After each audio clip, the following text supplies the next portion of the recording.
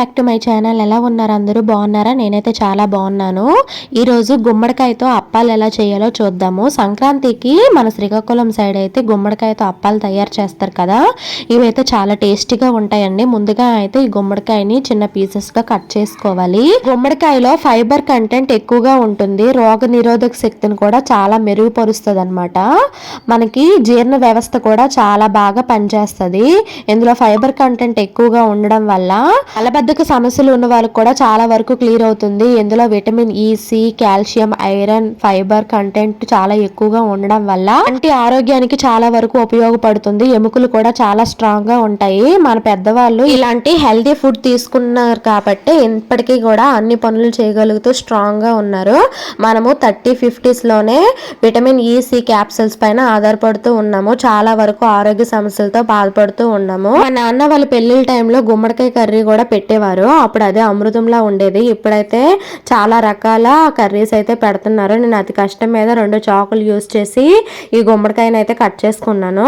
ఈ పైన తొక్క ఉంటుంది కదా, దీన్ని కూడా పీల్ చేసుకోవాలి. చాలా స్ట్రాంగ్ గా ఉంది, అస్సలు రావట్లేదు. అతి కష్టం మీద మెల్లగా అయితే దీన్ని పీల్ చేసుకొని చిన్న చిన్న పీసెస్ గా కట్ చేసుకున్నాను.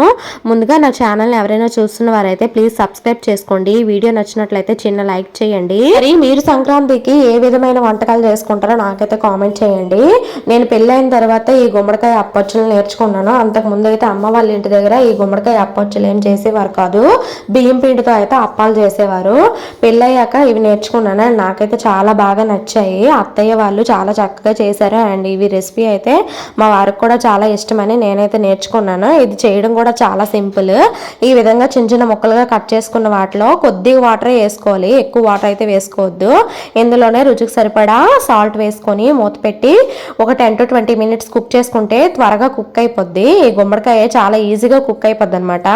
ఈ విధంగా చూడండి, ఇలా మెత్తగా అయ్యాక ఇలా ఒక స్మాషర్ ఉంటే స్మాషర్తో ఈ విధంగా మెత్తగా పేస్ట్లా తయారు చేసుకోండి. ఇందులో గుమ్మడికాయ ఉడకడానికి ఎక్కువ వాటర్ ఏమీ పట్టదు, కొంచెం వాటర్ అయితే సరిపోతుంది. ఇది త్వరగా ఉడికిపోతుంది అనమాట. పొరపాటున మీరు ఎక్కువ వాటర్ వేసేసినా ఆ వాటర్ అనేది బయటపడేయచ్చు. ఇందులో తగినంత బెల్లం వేసుకొని అది కరిగేంత వరకు ఉంచుకోవాలి. పాకం ఏమీ అవసరం ఉండదు. ఎక్కువ వాటర్ ఉంటే ఎక్కువ పిండి పడుతుంది, ఎక్కువ పిండి ఉంటే అంత టేస్టీగా ఉండవు. నేను ఒక గుమ్మడికాయకి ఒక కొబ్బరి చెక్క తీసుకున్నాను. కావాలంటే కొబ్బరి ముక్కలు కూడా వేసుకోవచ్చు. ఇది ఉండి ఈ విధంగా బెల్లం అయితే మొత్తము ఆ పేస్ట్లో కరిగిపోయింది అనమాట. ఇప్పుడు ఇలాచీ పౌడర్ వేసుకోవచ్చు. ఈ కొబ్బరి తురుము కూడా ఇందులో వేసుకొని బాగా కలుపుకోండి. ఒక 10-20 మినిట్స్ మీడియం ఫ్లేమ్లోనే ఇలా కుక్ చేయండి. ఆ బెల్లం అంతా కూడా కరిగిపోద్ది. ఇప్పుడు నేను ఒక చిన్న బౌల్తో అయితే పిండి తీసుకున్నాను. మీకు కొంచెము స్ట్రాంగ్గా కావాలి, ఎక్కువ వాటర్ అనిపిస్తే కొద్దిగా ఎక్కువ పిండి యాడ్ చేసుకోండి. నేను చేసిన దానికైతే నాకు ఈ పిండి అయితే సరిపోద్ది. ఇలా ఈ విధంగా లంప్స్ లేకుండా బాగా కలుపుకోవాలన్నమాట. ఈ అప్పాలు చాలా టేస్టీగా ఉంటాయండి. మిడిల్లో ఇలా కొబ్బరి ముక్కలు తగులుతూ ఉంటాయి కదా పంటికి, చాలా టేస్టీగా ఉంటాయి. పిల్లలు కూడా చాలా ఇష్టంగా తింటారు. ఒకసారి అయితే మీరు ట్రై చేయండి. ఒక 10-20 మినిట్స్ కుక్ చేసిన తర్వాత మనమైతే కిందకి దించుకొని పక్కన పెట్టుకోవచ్చు. చూడండి, నాకైతే 1 కప్పు పడింది అనమాట. ఇలా బాగా కలుపుకోవాలి లంప్స్ లేకుండా. ఒక 10 మినిట్స్ కుక్ అవ్వాలి. మనం వేసిన రైస్ ఫ్లోర్ అనేది కుక్ అవ్వడానికి అనమాట.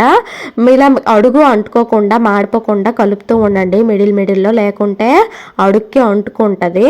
డీప్ ఫ్రై కోసం అయితే ఆయిల్ పెట్టుకొని ఈ విధంగా చిన్న చిన్న మనం బజ్జీల్లా చేస్తాం కదా, ఆ విధంగా చేసుకొని ఫ్రై చేసుకోవాలి. లో టు మీడియం ఫ్లేమ్లో ఒక 10 మినిట్స్ కుక్ చేసుకుంటే టేస్టీగా అయితే అప్పచ్చులు రెడీ అయిపోతాయండి. ఇవి పండక్కి మా శ్రీకాకుళం సైడ్ కుక్ చేస్తారనమాట. గుమ్మడికాయతో చాలా టేస్టీగా ఉంటాయి. పెద్దలకి గుమ్మడికాయ పెడతారు కదా పండక్కి, అందుకే ఈ అప్పచ్చుల్ని ఇలా చేసుకొని పెద్దలకు పెడతారు. చూడండి బూరిల్లా ఎంత చక్కగా వచ్చాయో, చాలా టేస్టీగా కూడా ఉంటాయి. ఎక్కువ పిండి యాడ్ చేసుకుంటే గట్టిగా అయిపోద్ది.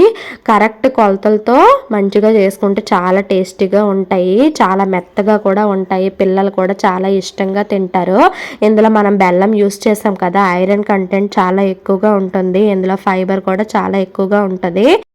శ్రీకాకుళం సైడు గుమ్మడికాయతో అయితే సంక్రాంతికి అప్పాలు చేసుకుంటారండి. ఇవైతే చాలా టేస్టీగా ఉంటాయి. తెలియకపోయిన వాళ్ళైతే ఈ వీడియో చూసి ఒకసారి ట్రై చేయండి, చాలా బాగుంటాయి. కొత్తగా నా ఛానల్ని ఎవరైనా చూస్తున్న వారైతే ప్లీజ్ సబ్స్క్రైబ్ చేసుకోండి. ఈ గుమ్మడికాయలు అయితే మా పొలంలో పండాయి అనమాట. నేను ఇప్పటికి సెకండ్ టైం ఇవి చేయడము. చాలా చక్కగా వచ్చాయి.